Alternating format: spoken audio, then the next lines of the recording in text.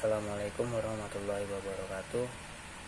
Kami dari kelompok 4 ingin menjelaskan tentang terak pada zinc untuk memenuhi tugas dari mata kuliah bata tahan api dan terak dengan kelompok.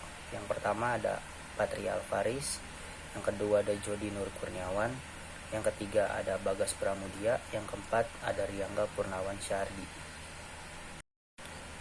Ya, outline yang akan kita bahas di sini ada 4 poin. Yang pertama ada pendahuluan, proses ekstraksi zinc, sifat karakteristik dan komposisi slag pada zinc, serta kesimpulan dan referensi yang kita gunakan untuk membuat PowerPoint ini. Ya, selanjutnya kita masuk ke pendahuluan. Zinc merupakan salah satu logam dasar yang memiliki banyak manfaat dan lebih dikenal sebagai seng. Zinc ini berada di posisi 4 untuk logam yang paling banyak diproduksi di dunia. Bisa kita lihat pada slide di sini ada namanya zinc dengan nomor atom 30. Dia berada di tabel periodik dengan golongan 2B dan periode 4. Memiliki massa atom relatif 65,39 gram per mol. Mempunyai tampilan fisik itu berwarna abu-abu muda rada-rada kebiruan. Titik leburnya itu berada di 419,53 derajat Celcius. Titik didihnya itu 907 derajat Celcius. Dan massa jenis dari zinc ini sendiri 7,14 gram per centimeter kubik. Zinc ini sebagai salah satu base metal memiliki banyak aplikasi yang berbeda dan sangat dibutuhkan dalam kehidupan modern pada saat ini. Antara lain itu untuk fabrikasi komponen baja dalam bentuk die casting alloy dan sebagai kuningan yang merupakan paduan dari zinc dan tembaga. Sementara itu, mayoritas zinc diaplikasikan untuk proteksi korosi atau galvanizing pada baja dengan cara membentuk permukaan penghalang pada baja sehingga tahan terhadap korosi. Zinc juga diaplikasikan dalam bentuk oksida atau bisa disebut zinc oxide yang memiliki manfaat dalam formulasi dan juga vulkanisasi pada karet dan ban. Zinc oksida juga digunakan sebagai fertilisator dan sebagian kecil dimanfaatkan dalam bidang farmasi serta penggunaan dalam bidang medis. Ya, selanjutnya kita masuk ke pengolahan zinc di industri. Pada awalnya, zinc ini diproses dengan cara retorting proses, di mana zinc oxide direduksi dengan karbon dalam retort dan dipanaskan. Zinc kemudian menguap dan dikumpulkan dengan mengkondensasinya dari retort gases. Namun, seiring berkembangnya teknologi, membuat retort proses mulai tergantikan dengan metode elektrolisis yang mulai dikembangkan pada awal abad ke-20. Meski sebenarnya pada awal abad yang sama, teknologi continuous retorting process juga dikembangkan. Sementara itu, teknologi zinc blast furnace mulai diperkenalkan untuk produksi komersial pada tahun 1960. Pada sekitaran awal abad ke-21, teknologi retort process hampir lenyap.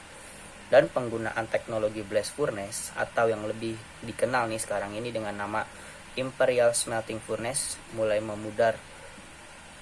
Produksi zinc saat ini secara dominan diproses secara elektrolisis dengan estimasi angka lebih dari 80% produksi dunia pada awal abad 21 ini. Bisa kita lihat pada slide. Ini adalah 5 contoh proses pengolahan zinc yang sering digunakan pada saat ini. Yang pertama ada elektrolisis, roasting, leaching, dan electrowinning. Lalu imperial smelting process, blast furnace. Lalu yang ketiga vertical retort process. Keempat electrothermic retort process dan horizontal retort process. Perkenalkan, saya Patria Alvaris dengan NPM 3334160027. Selanjutnya saya akan mempresentasikan tentang proses ekstraksi zinc. Nah, proses ekstraksi zinc ini pada dasarnya memiliki 2 jalur, yaitu melalui jalur pirometalurgi dan juga jalur hidrometalurgi. Di mana pada umumnya proses ekstraksi zinc ini dilakukan lebih banyak dilakukan melalui proses hidrometalurgi. Berdasarkan literatur, sebanyak 86% proses ekstraksi zinc dilakukan melalui proses hidrometalurgi, sedangkan sisanya melakukan proses pirometalurgi. Nah, salah satu proses pirometalurgi yang digunakan untuk proses ekstraksi zinc yaitu proses ISP, yaitu Imperial Smelting Process, di mana proses ini menggunakan dua jenis proses, di mana yaitu proses sintering dan juga proses ekstraksinya itu sendiri. Nah, selanjutnya saya akan mempresentasikan proses sintering dari proses ISP. Nah, proses sintering ini dimana bertujuan untuk menghilangkan kadar belerang yang ada di konsentrat zinc tersebut. Selain itu juga berfungsi untuk meningkatkan kinerja oksida dan sulfat ketika dimasukkan ke dalam blast furnace untuk mereduksi zinc tersebut dengan menggunakan karbon. Nah, salah satu metode sintering yang digunakan pada proses ini yaitu adalah metode downdraft, di mana metode downdraft ini dengan mesinnya itu dengan kapasitas 1 sampai 2 ton. Metode downdraft ini dia bergerak perlahan seperti pada gambar, di mana dimasukkan zinc sulfida konsentrat dan juga flux serta recycle material dan juga kokas. Kemudian itu berjalan perlahan seperti pada gambar yang melalui hood ini, sambil disemprotkan udara dan juga recycle gas, di mana suhu puncak pada proses ini yaitu sebesar 1473 Kelvin dan didapatkan hasil akhir berupa sinter, dan sinter ini nanti akan dimasukkan ke dalam proses selanjutnya dengan dimasukkan ke dalam furnace. Selanjutnya proses ekstraksi zinc, di mana proses ekstraksi zinc yang digunakan yaitu proses ISP, yaitu Imperial Smelting Process. Proses ISP ini menghasilkan zinc dengan cara mengurangi zinc oksida dengan sumber karbon. Komponen utama pada proses ini terjadi pada furnace, yaitu shaft furnace yang digunakan, terlihat pada gambar yang berbentuk persegi panjang, di mana pada proses ini terjadi temperatur puncak yaitu sebesar 1873 Kelvin, dengan di mana temperatur tersebut terjadi pada pembakaran zona Tuyers dan terjadi reaksi ZNS plus 3/2O2 menjadi ZNO plus SO2 dan ZNO plus CO2 menghasilkan Zn plus CO2. Nah, dari proses ini menghasilkan zinc yang tertampung pada zinc bath pada bagian kanan gambar. Kemudian juga menghasilkan slag, crude lead, dan mate. Di mana zinc yang dihasilkan kemudian dilakukan proses kondensor dan juga proses zinc refining hingga mendapatkan kemurnian sebesar 99,995%. Perkenalkan, nama saya Riangga Purnawan Syardi, NPM 3334180023. Di sini saya akan menjelaskan tentang sifat dan karakteristik slag. Seperti pada teknologi peluburan non-ferrous lainnya, slag digunakan dalam proses primer dan timah sekunder untuk mengumpulkan dan menghasilkan unsur-unsur minor yang lebih mudah teroksidasi timah cair. Hal ini memungkinkan untuk menyesuaikan titik lebur slag sehingga tetap cair pada suhu kamar dan mudah untuk dimatikan. Slag diklasifikasikan menjadi dua, yaitu slag asam dan slag basa. Slag asam memiliki viskositas yang tinggi, di mana slag dasarnya menunjukkan viskositas yang lebih rendah dengan menciptakan lebih banyak lingkungan korosif, dan akibatnya pemilihan komposisi slag untuk timbal proses peleburan melibatkan pertukaran antara fluiditas dan properti korosif dari slag tersebut. Dapat kita ketahui, slag harus memiliki viskositas yang rendah. Selanjutnya adalah flux. Flux adalah bahan murah yang membutuhkan sedikit pemrosesan.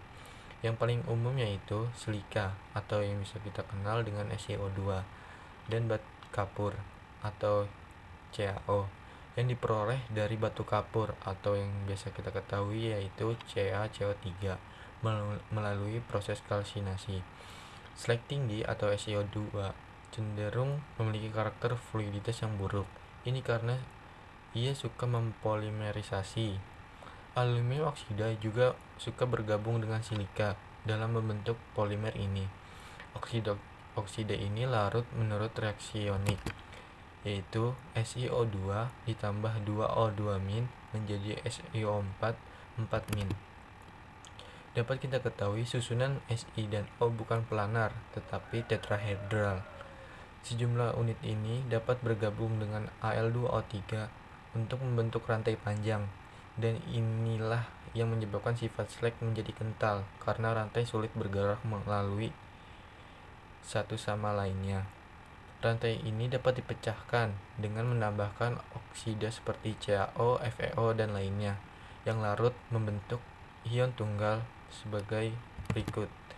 Dalam reaksi ion tunggal dapat kita ketahui yaitu CaO menjadi Ca2+ tambah O2-. Fungsi dari Ca2+ adalah menetralkan ujung longgar pada tetrahedron SiO2 sehingga memutuskan rantai dan unit yang lebih kecil dan menyebabkan mudah bergerak. Sebelumnya perkenalkan, nama saya Jody Nur Kurniawan dengan NPM 3334160079. Nah, di sini saya akan menjelaskan tentang komposisi slag pada proses ekstraksi ZN. Nah, jadi komposisi kimia pada slag ZN dapat dilihat pada tabel berikut. Jadi mengandung rata-rata senyawa oksida seperti contohnya ada SiO2 sebanyak 18-37%. Kemudian ada Al2O3 sebanyak 8-17%. Kemudian ada CaO sebanyak 17-18% Wt. Kemudian Fe2O3 sebanyak 11-35%. Kemudian ada MgO 1-4%. Kemudian ada Na2O sebanyak 0,4-0,7%. Lalu ada MnO sebanyak 0,8-1,3%. Ada ZnO sebanyak 9-10%. Dan terakhir ada SO3 sebanyak 1,1-1,4%. Nah, rentang dari konten persen masing-masing senyawa oksida ini berbeda-beda tergantung dari proses pemurnian yang dilakukan. Selanjutnya ada kesimpulan dari PPT kali ini. Jadi yang pertama adalah aplikasi zinc dalam kehidupan sehari-hari itu lumayan banyak. Contohnya ada seperti atap bangunan, kemudian chip elektronik, pelapis baterai, dan galvanizing. Kemudian yang kedua, proses pengolahan zinc di industri itu terdiri dari yang pertama ada elektrolisis, kemudian ada imperial smelting process, vertical retort process, electrothermic retort process, dan terakhir ada horizontal retort process. Kemudian slag dari proses pengolahan zinc merupakan slag non-ferrous seperti senyawa SiO2, Al2O3, CaO, Fe2O3, MgO, Na2O, MnO, ZnO, SO3, di mana komposisi tiap senyawa itu bervariasi tergantung pada proses pemurnian yang digunakan.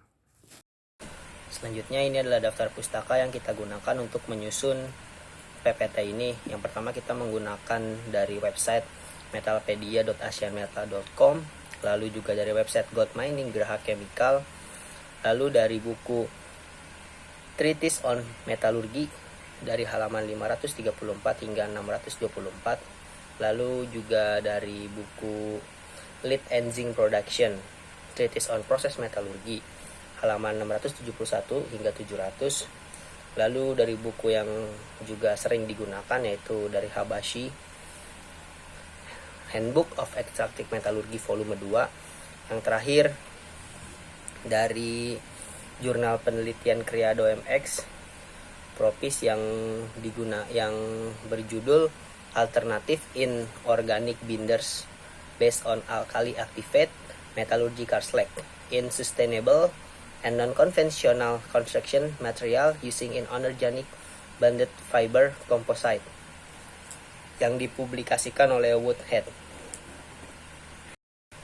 Terima kasih yang sudah menonton video ini, semoga bermanfaat. Sekian dari kelompok 4. Wabillahi taufiq wal hidayah. Wassalamualaikum warahmatullahi wabarakatuh.